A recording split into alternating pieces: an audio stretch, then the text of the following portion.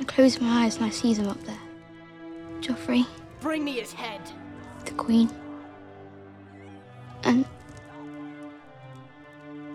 my sister. In the aftermath of Ned's execution by King Joffrey, Arya's brother Robb is declared king in the north by his bannermen. As the king in the north, Robb declares the north as a free and independent kingdom, no longer subject to the rule of the Iron Throne. Several lords of the Riverlands also swear fealty to King Robb, as his forces move south to relieve the Riverlands of a Lannister assault. Sir Gregor will head out with 500 riders and set a riverland on fire from God's Eye to the Red Fork. Robb's forces maintain control of the Riverlands north of the Trident and the region surrounding Riverrun, the castle of his maternal grandfather, Hoster Tully. All of the areas south of Robb's control are a war zone between the Lannister and Stark forces.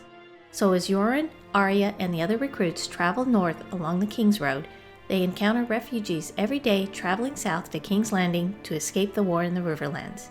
Arya hears some of the refugees claim that Robb rides into battle atop a wolf as big as a horse, and others speak of a large pack of wolves, led by a huge she-wolf that attacks men near the God's Eye, the largest lake in Westeros. This makes Arya wonder if the God's Eye is near the Trident, where she was forced to chase away Nymeria. But then Arya thinks that even if Nymeria is close, she probably hates her for what she did. As the group continues on their journey north, Arya and Gendry strike up a friendship. Gendry was a blacksmith apprentice for Master Tobel Mott in King's Landing prior to Mott sending him off to join the Night's Watch. Gendry believes that Mott sent him away because he got tired of him, but Yoren told Arya that a man paid him to take Gendry to the Wall. Unbeknownst to Gendry, he is one of late King Robert's bastards, and shortly after he left King's Landing, King Joffrey ordered a citywide massacre of all of Robert's bastards. During the assault, the city guards tortured Master Mott, and he disclosed that Gendry had left the city to join the Night's Watch, so a warrant was issued to bring him back to King's Landing. Gendry eventually tells Arya that he knows she's a girl. She denies it, but when he tells her to prove it, she realizes that the pretense is over, and she decides to trust him with her true identity, swearing him to secrecy. I should be calling you Milady. Do not call me Milady. As Milady commands. Well, that was unladylike. Some of the other recruits that Yoren is taking to the Wall are orphan boys, like Lami and Hot Pie, who were recruited with promises of food and clothing, but others are criminals from the dungeons under the Red Keep. The most frightening are the 3 prisoners from the Black Cells, where the most dangerous criminals are kept, so Yoren keeps them chained and caged in the back of a wagon. One of the caged men politely asks Arya for a drink and introduces himself as Jaqen Hagar. She notices that Jaqen speaks in a strange manner, referring to himself as a man and to Arya as a boy, but his accent reminds her of Syrio Forel.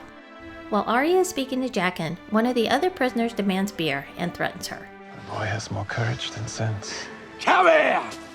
Yoren said none of us were to go near those 3. As Arya and Gendry walk back to join the rest of the group, Arya notices several guards from King's Landing arrive with a warrant for one of the recruits. She tries to hide, fearing that they are looking for her. Yoren doesn't open the warrant and refuses to turn over any of the recruits, since they are now part of the Night's Watch. He threatens the men and tells them to return to King's Landing, but before they leave, one of the men yells out that they are looking for a boy named Gendry who carries a bull's head helmet. He offers a reward to anyone who turns him over and says that he will be back with more men. Ever since her father's execution, Arya has trouble sleeping. She tells Yoren that every time she closes her eyes, she sees all of them standing on the steps of Baelor Sept as King Joffrey orders Sir Ilyn Payne to execute her father. Yoren discloses that they have something in common, and he proceeds to tell her about how he witnessed the murder of his brother by a boy named Willem.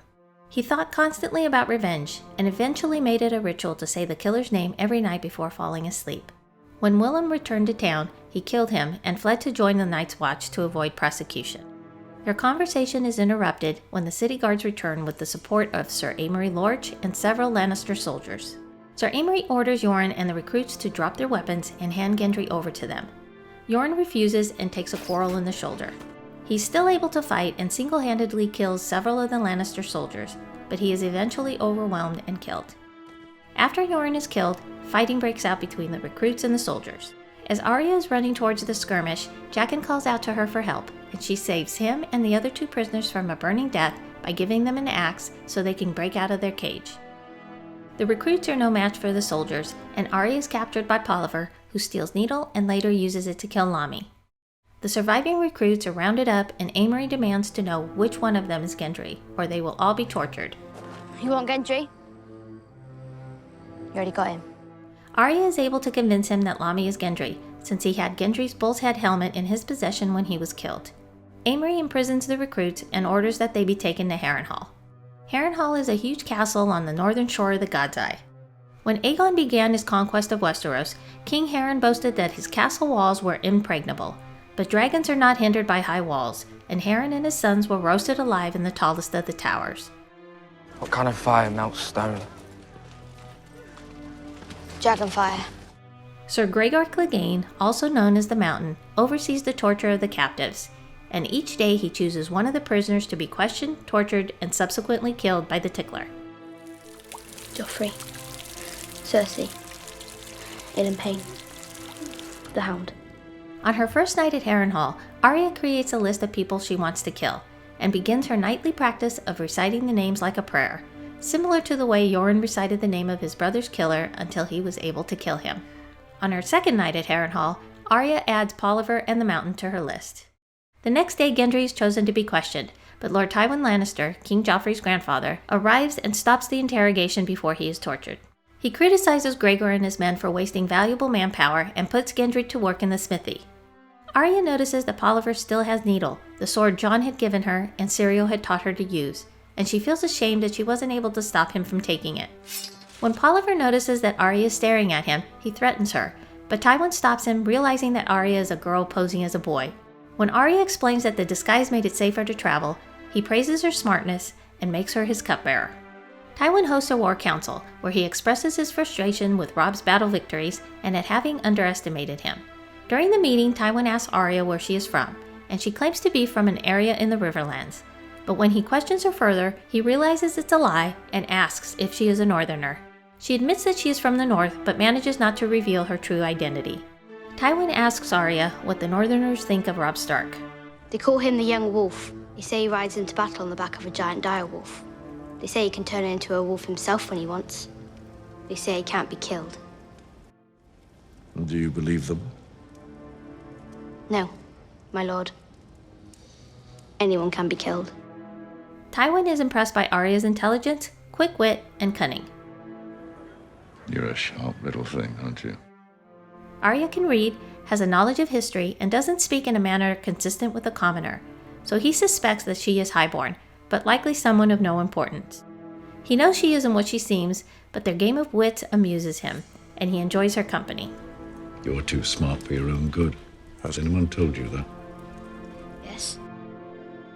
While tending to some of her duties, Arya encounters Jaqen Hagar, who is now a Lannister soldier. Jaqen tells Arya that because she saved his life, and those of his 2 fellow prisoners, he owes the Red God 3 deaths to restore balance. You stole 3 deaths from the Red God. We have to give them back. The Red God is a reference to R'hllor, also known as the Lord of Light, the Heart of Fire, and the God of Flame and Shadow. Worshippers of R'hllor believe that he is the God of fire, which provides light, heat, and life, and struggles against darkness, cold, and death, represented by an opposing deity, the Great Other. Jaqen informs her that he will kill 3 people of her choosing. Her first thought is to kill as many Lannisters as she can, but she isn't sure if she can trust Jaqen, since he is now in service of the Lannisters. So she names the Tickler, the man who callously tortured and killed civilian prisoners. When Peter Baelish, also known as Littlefinger, arrives at Harrenhal to broker an alliance between the Lannisters and the Tyrells, Arya fears that he may recognize her since she met him in King's Landing. At one point he appears to recognize her, but it's never confirmed as to whether or not he actually does. In a later episode, Littlefinger mentions to Sansa that he saw Arya, but it could be a lie, just as he lied to Catelyn about Arya being in King's Landing. In any event, Arya's real identity is not revealed.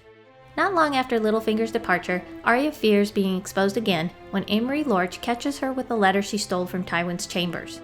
He grabs her to take her to Tywin, but she escapes his grasp and seeks out Jaqen to name Amory as her second target. She insists that it must be done right away to prevent Amory from informing Tywin what she did.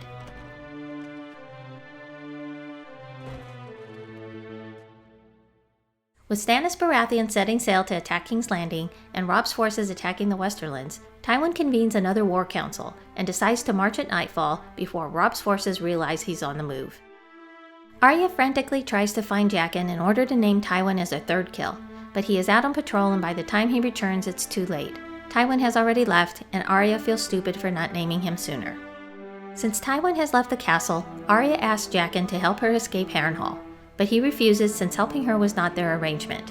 When he insists that she name another target, she leans in and says, Jaqen Hagar. This is no joking thing. I'm not joking. Man can go kill himself. Unname me, No. please. Arya agrees to unname him if he helps her and her friends escape, but he refuses again. He reminds her that she was offered 3 kills, no more, no less, and it would require more than her one remaining kill to help her escape.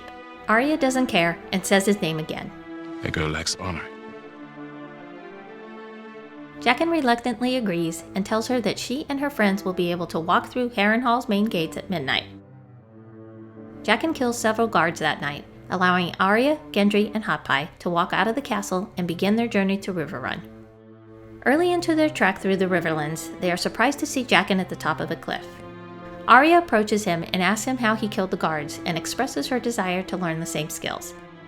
He offers to take her to Braavos and train her. My dancing master was from Braavos. To be a dancing master is a special thing, but to be a faceless man? That is something else entirely.